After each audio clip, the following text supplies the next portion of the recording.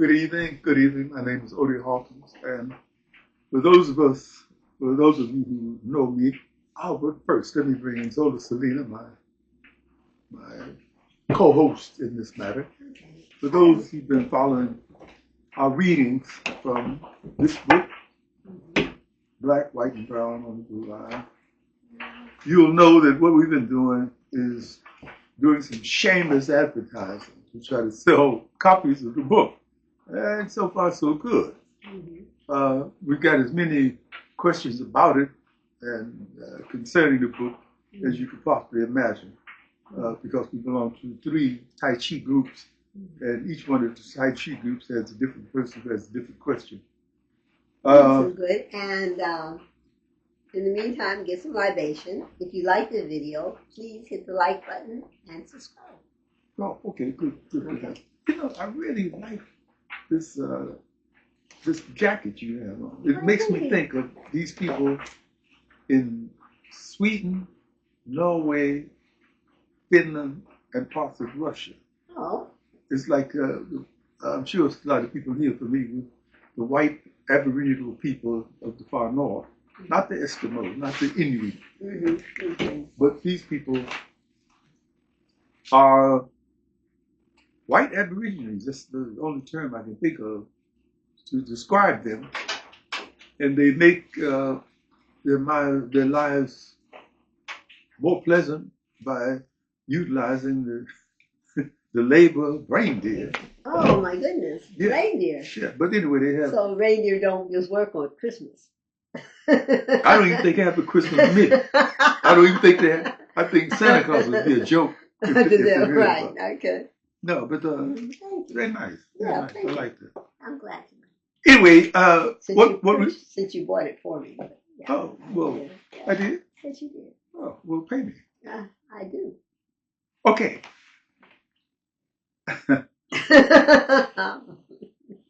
Smarty pants. Sure am. What we've been doing is reading from the book, and we're at a section now. There was a long section. This is chapter 8. 8. And what we've been doing is taking turns reading different sections. Zola tries to handle, or I try to handle the male section, and whenever there are female voices needed, then she jumps in with that. This is unrehearsed, so sometimes we jump on each other's lines, but it's with not any malice or forethought. Aye. Okay. Okay. There was one long section that detailed what happened when I decided to take myself away from America and go live in Ghana for a little while. I did for 3 years, from 1992 to 95. The section that I decided not to read covered all of that, and it was becoming sort of sloppy. It was something that you might be interested in. It was if you read it. It was a personal journey. Personal journey. As often we take personal journeys when we're traveling. Thank you for helping me out. You got it. Okay. But what I did want to do is, since we've been to Ghana together in 2013 and 2014. Miss you guys. And Zola became familiar with Accra, which is a marvelous, bustling city. I decided to keep two sections of the African sojourn in this reading. And the first section would be Accra, and the section would be the Accra Girls Secondary School, which is kind of a funny adventure. We'll get to it. Okay. A friend of mine, who is a black psychologist, was always saying to me, "What is this thing about April in Paris? And, why not April in Angola, April in Timbuktu, September, not in September in the rain, but September in South Africa, Right, some other place. Yeah. So in that light, we're going to read what we have here. I'm going to start by reading a section I'm calling Accra. As you know, when you ride the train, each one of the train stations or the trip in between stations is a time for uh, stargazing and memorizing and carrying on in that passion. And so that's what's happening here. Accra is maybe from one station to another station.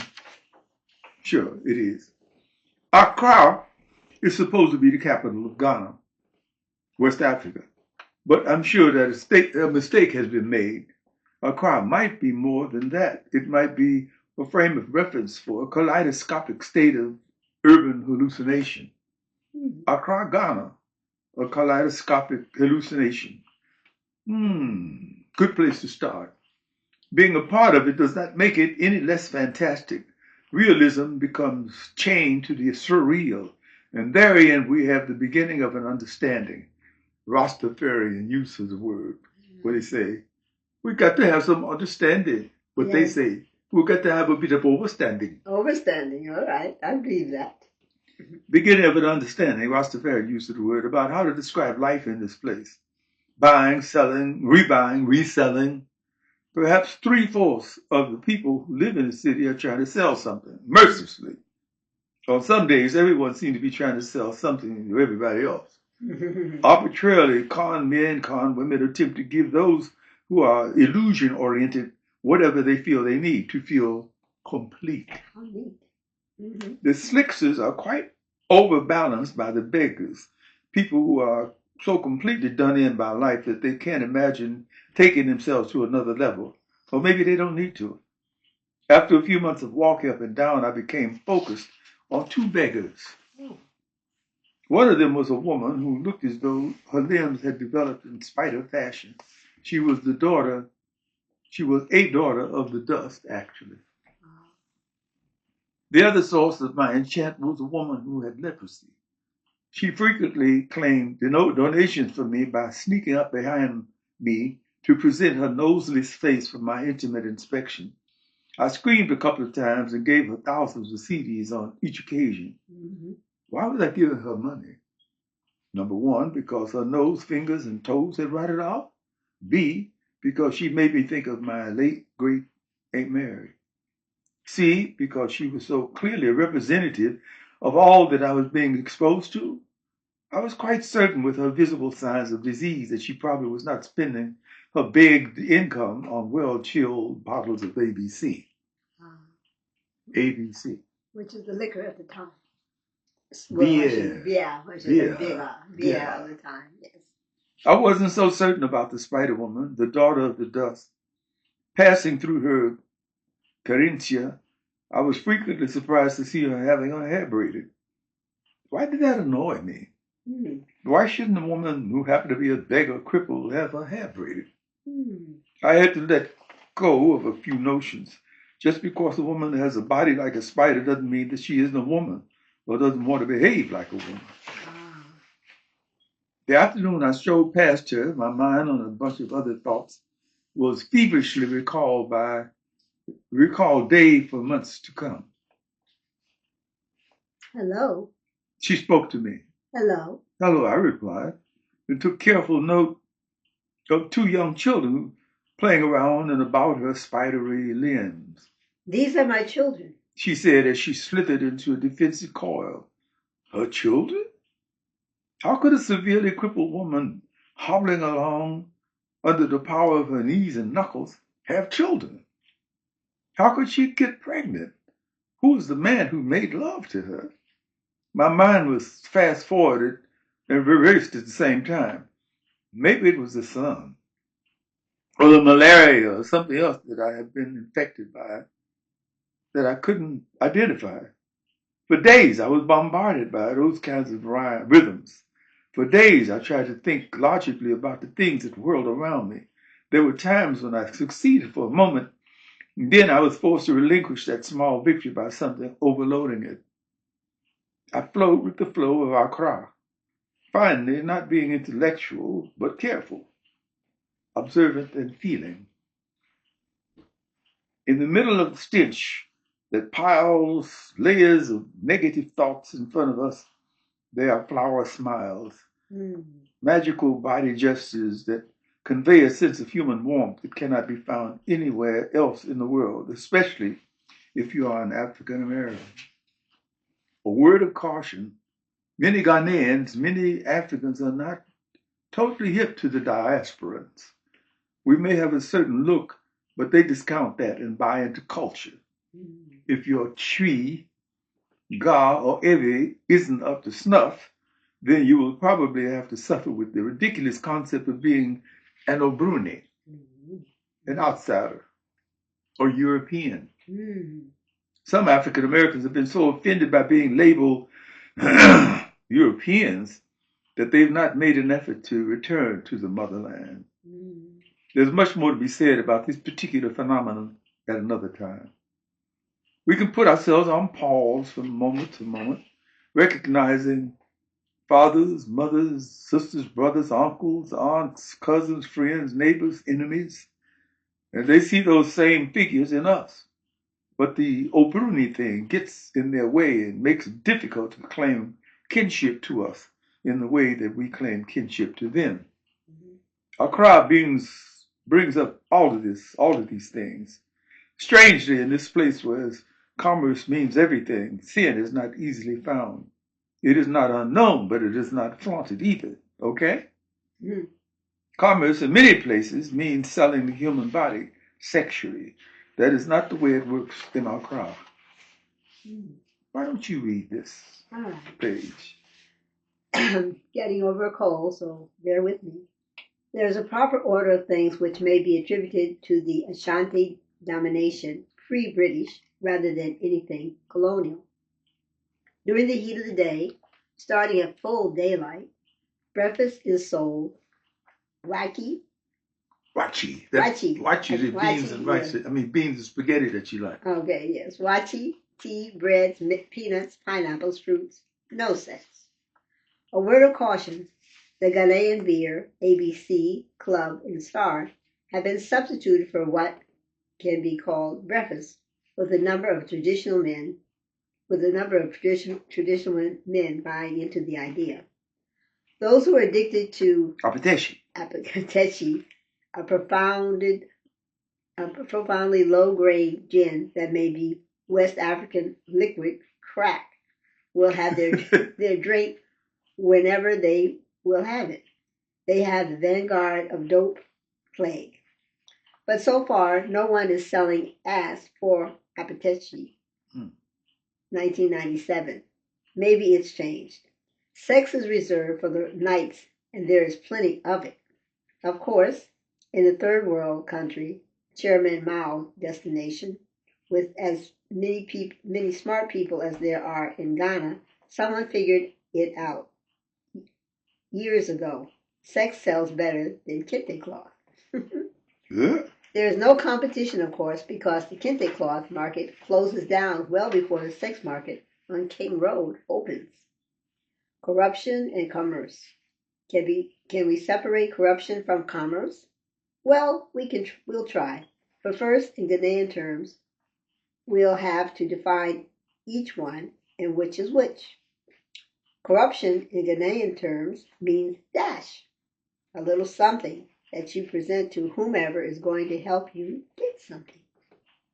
Formerly, as the historian and socio people tell us, there was a person, the Oshami linguist, who was responsible for making the citizens' needs, urges, desires known to the uppers and vice versa.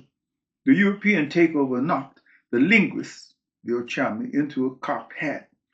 Now, anyone who feels that he or she can facilitate matters can contribute to the corruption by simply contributing money and not promising anything. Formerly, the Oshami was a solid figure in the pantheon. He was responsible for doing something, and he did because his reputation depended on it. Nowadays, when any underpaid policeman is able to demand a 2,000 CD tip at the nearest roadblock, the notion of an Oshami, levels corruption to the ordinary level. Commerce, driven by the corruption, takes us to another level. Commerce, driven by the corruption, may be equated to wholesale mendacity, or to be more down to earth, outright lying. Oh my, okay.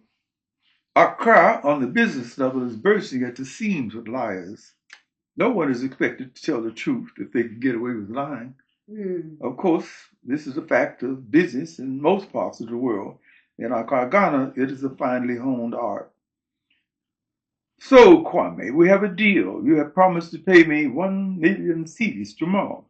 Yes, I promise. Tomorrow comes, for example. Well, Kwame, it is now tomorrow. You have the 1,000,000.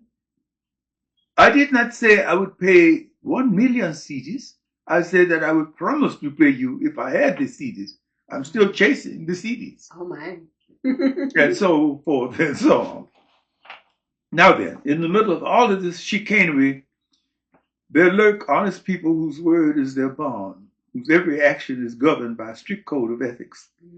The pendulum swings and sways from one to the other, giving the bite of life in the city a rough edge, sometimes a slippery slope, always something interesting. There's a kind of PMS rhythm to all of this, an off rhythm that feels like a soloist soloing with an orchestra of soloists. And it goes on from sun up till sundown.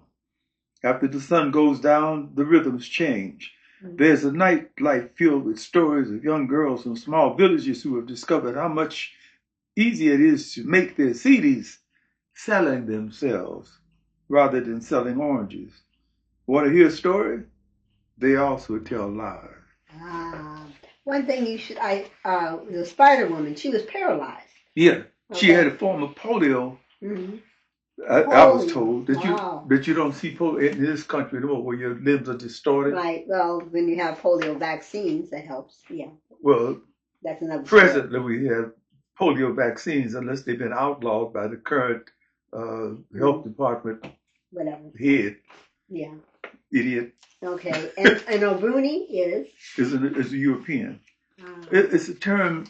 It can be. It's usually used in a kind of not pleasant sense, you know. I know Bruni has, somebody says he has O'Bruni ways. It's like, I think Mexicans call some uncouth white people gringos. Right, okay. Yeah, it's that kind of sense. Well, you know, and also there was one other word, the Ochami.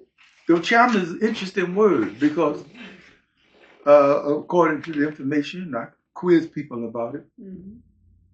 The chief, the head of the nation or head of a tribe, was not somebody who spoke ordinarily. He had a spokesman for him.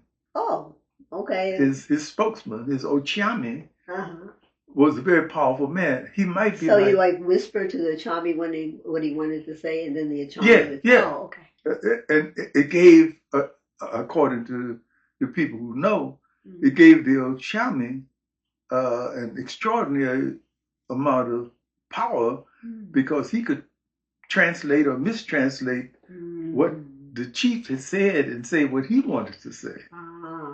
For example, if you got, I'm thinking of two guys now, Jared Kushner and Marco Rubio. Jared Kushner is a real estate person. Okay, President Trump says something to him about something, and when he goes overseas, he can say the president said so and so, and he can distort whatever he said for his own purposes. The Ochami was uprooted when the Europeans came because they didn't want to talk to the second in charge. They wanted to talk to the head man. Right. And a lot of the chiefs, according to the information I got, were unused to directly talking to people, so they were not into negotiations and so forth. Plus, when people in some countries, when they sit down to talk business, they talk about pleasantries first, and how's your family, you know, did your daughter graduate, how many babies, everything else, while in the Western world, you sit down and it's, okay, let's talk about now, you know, have you filled out the contract, blah, blah, blah, and then you review it, and there's no pleasantries prior to. No tea, no, right, you no know. tea, yeah. No, it's you're right. It's just, let's get to business. And that's why when you go to negotiate with some people and you don't know their culture, you may not be able to get anything done. I can, in my mind's eye, I can see whoever is going to negotiate for. I think at one point it was J.D. Vance and it was Kushner and somebody who were going to negotiate with the Iranians. And in my mind's eye, I could just see them making all kind of boo-boos and not knowing how the social ethic is carried on. Like say, people don't just simply jump in each other's face, open a book and say, okay, we're going to chapter 3 here, blah, blah, blah. Yeah, I think of sometimes in cultures when women from the West go to a culture and they're wearing shorts or they're wearing short sleeves. And, or even the men, wearing shorts and short sleeves. And in that culture, people don't show their bodies like that. No. I had the experience with the people I was living in Ghana with for a while, African-American couple. They were okay. They were nice people, but they were living a kind of a dream. They were living kind of a dream. They wanted to go someplace where they could live well, cheaply, and they could do that in Ghana. I think they were receiving pensions of some sort. Okay, right.